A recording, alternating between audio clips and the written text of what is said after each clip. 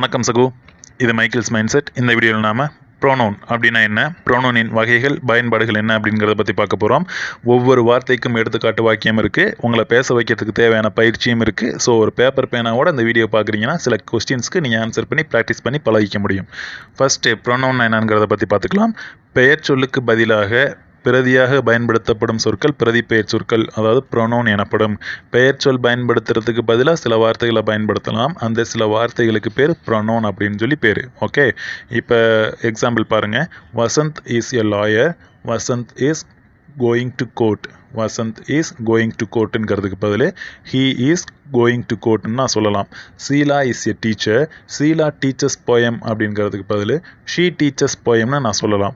Kodaikanal is a hill town, Kodaikanal is in Dindigul அப்படிங்கிறதுக்கு பதில் it is in திண்டுக்கல்னு நான் சொல்லலாம். இந்த மாதிரி ஒரு தடவை பயன்படுத்தின பெயர் சொற்களை மறுபடியும் பயன்படுத்தாமல் இருக்கிறதுக்கு பிரதி பெயர் சொற்கள் ப்ரோனவுன் பயன்படுது.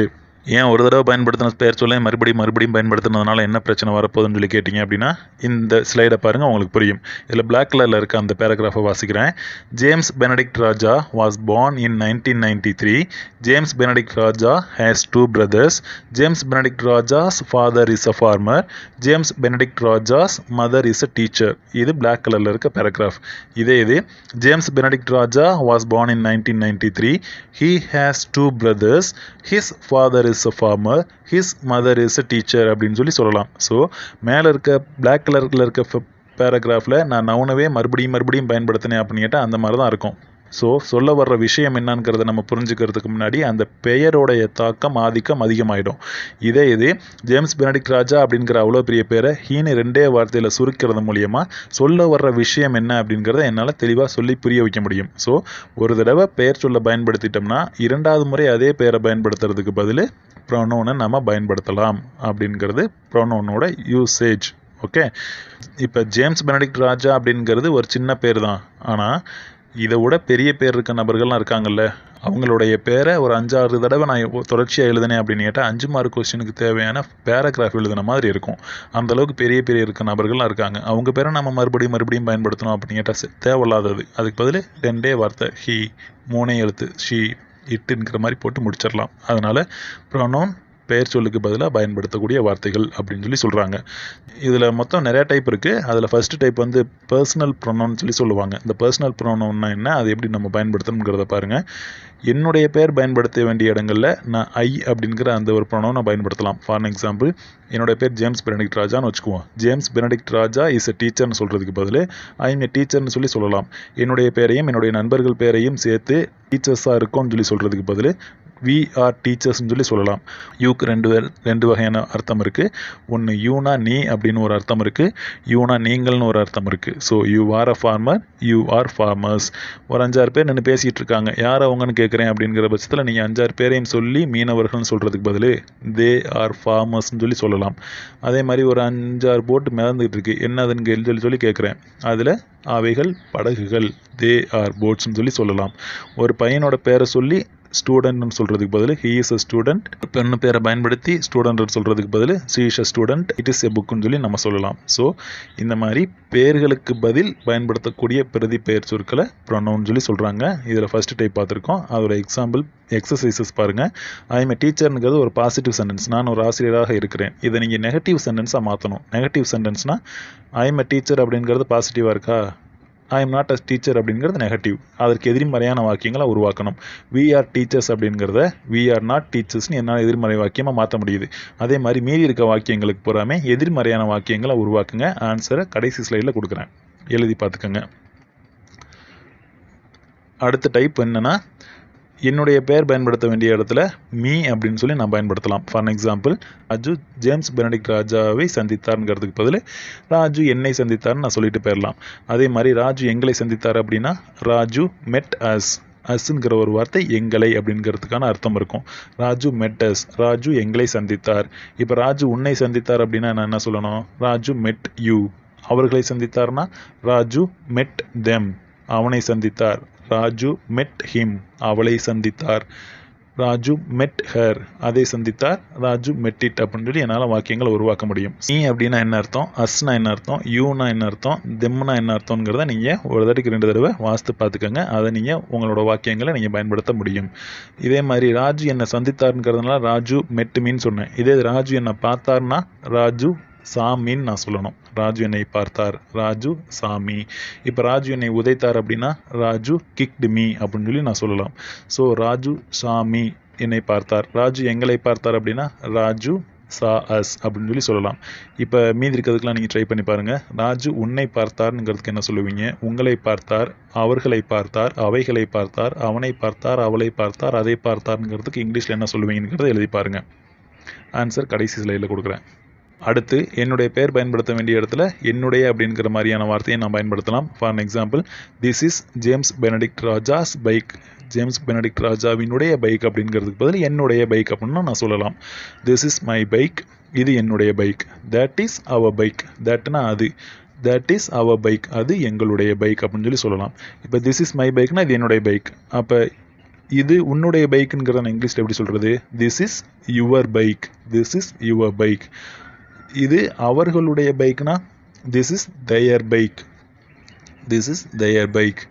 இது அவளுடைய பைக் அப்படின்னா திஸ் இஸ் ஹர் பைக். அவனுடைய பைக்னா திஸ் இஸ் ஹிஸ் பைக் அப்படின்னு சொல்லி சொல்லலாம். இதே மாதிரி அந்த மை, அவர், யுவர், தயர் அப்படிங்கிற வார்த்தைக்கு அர்த்தம் தெரிஞ்சு நீங்கள் வாக்கியங்களை உருவாக்கி பழகுங்க.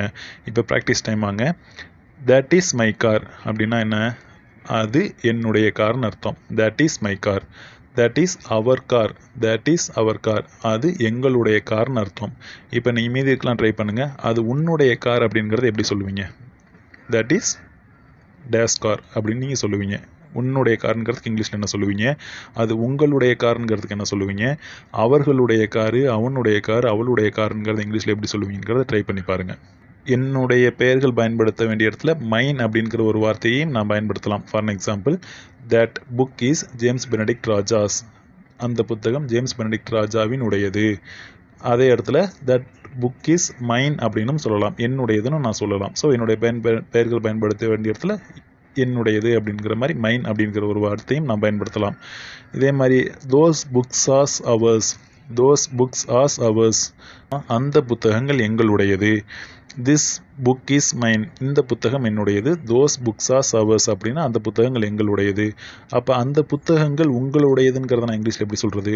அந்த புத்தகங்கள், தோஸ் புக்ஸ் ஆர் யுவர்ஸ், அந்த புத்தகங்கள் உங்களுடையது.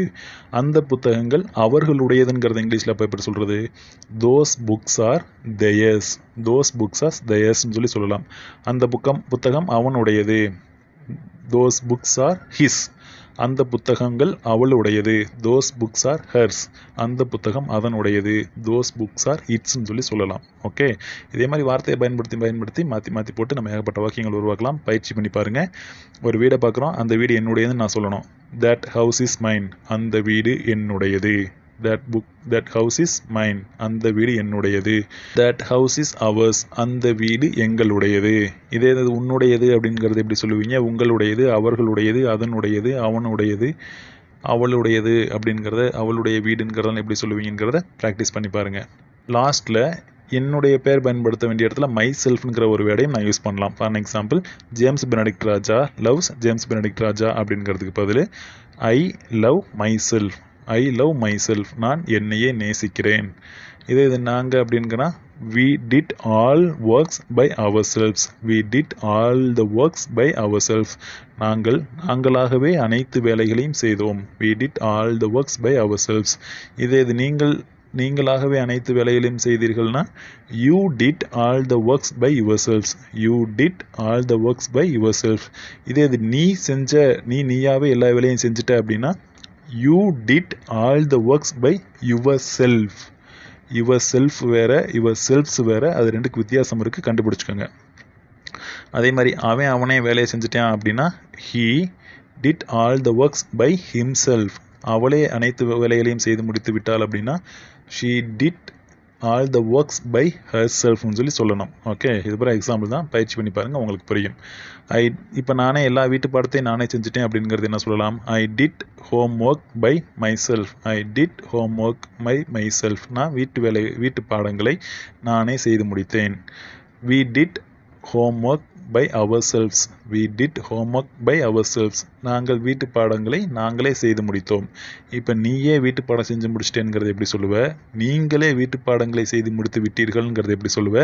யுவர் செல்ஃபா யுவர் செல்ஃப்ஸாங்கிறதுல கேர்ஃபுல்லாக இருங்க. அவர்கள் வீட்டு பாடங்களை அவர்களே செய்து முடித்து விட்டார்கள்.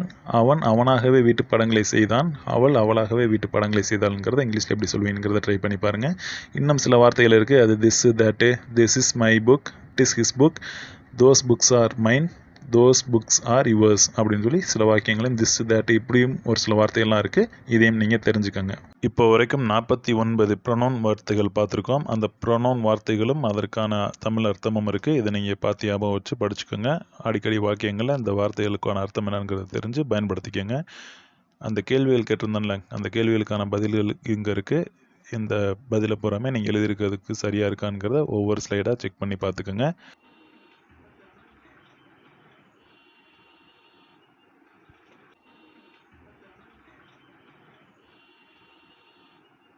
Okay fine. கடைசியில் இந்த ப்ரோனவுனில் சில ப்ராப்ளம்ஸ்லாம் இருக்கும். சப்ஜெக்டாக வரும் ப்ரோனவுன் ஒருமையா பன்மையா என்று குறிப்பிட்டு உறுதியாக கூட முடியாத ப்ரோனவுன் இன்டெஃபினிட் ப்ரோனவுன் எனப்படும். இவற்றின் சிங்குலர் ப்ளூரல் தெரிந்து கொள்வது அவசியம். ஏனென்றால் எவ்ரிபடி கோ டு ஸ்கூல்னு சொல்லுவீங்களா, இல்லை எவ்ரிபடி கோஸ் டு ஸ்கூல்னு சொல்லுவீங்களா? எவ்ரிபடி கோ டு ஸ்கூல்னு சொன்னாத தப்பு, எவ்ரிபடி கோஸ் டு ஸ்கூல்னு தான் சொல்லணும். இந்த மாதிரி everybody, all, everyone, all of them இந்த மாதிரியான வார்த்தைகள்லாம் எப்படி பயன்படுத்துறது, இதில் எது சிங்குலர் எது ப்ளூரல், எப்படி சரியாக பயன்படுத்தணுங்கிறத அடுத்த வீடியோவில் பார்க்கலாம். Okay fine. இந்த வீடியோ உங்களுக்கு யூஸ்ஃபுல்லாக இருந்தது அப்படின்னு கேட்டால் வீடியோவுக்கு ஒரு லைக் கொடுத்துருங்க, கமெண்ட் பண்ணிடுங்க, ஷேர் பண்ணிடுங்க. அடுத்து நம்ம சொல்லணுமே சப்ஸ்கிரைப் பண்ணிடுங்க. தேங்க்யூ ஃபார் வாட்சிங். தேங்க்யூ.